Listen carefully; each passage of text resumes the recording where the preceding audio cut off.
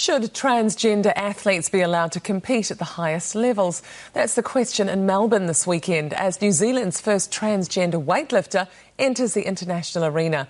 Laurel Hubbard isn't speaking publicly, but her teammates and opponents are expressing mixed views. Australia correspondent Kimberly Downs reports.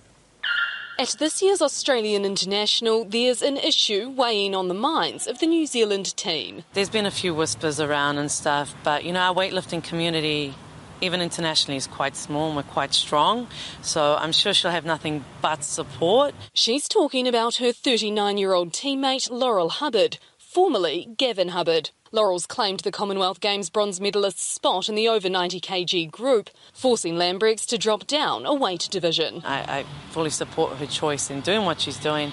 In a sporting arena, I'm still not 100% convinced it's the right thing. In 2015, the International Olympic Committee updated its policy on transgender athletes, allowing them to compete in international sporting competitions without having surgery. It states women must keep their testosterone levels below a certain threshold for 12 months before competition. But debates raging over whether Hubbard, who transitioned in her mid-30s, retains a physical advantage. They've already had the benefits of having higher levels of testosterone than a female, and they're not going to lose that muscle mass in a hurry. They're holding on to that. Those outside the New Zealand team are taking a pragmatic approach. It's just another regulation. It's the same as me going and being tested for a drug and not testing positive and therefore being able to compete. It's an issue being wrestled with around the world. 17-year-old Texan high schooler Mac Beggs is transitioning from female to male.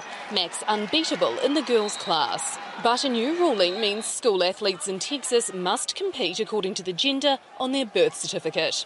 Back in Melbourne, Hubbard's preparing to compete on Sunday. She's expected to do well and is a probable for the New Zealand team in next year's Commonwealth Games. If she can get there, it's a huge achievement, and we're going to support her because she is part of New Zealand weightlifting, she is part of the team. And if that happens, it's unlikely Hubbard will be able to keep such a low profile. Kimberly Downs, One News, Melbourne.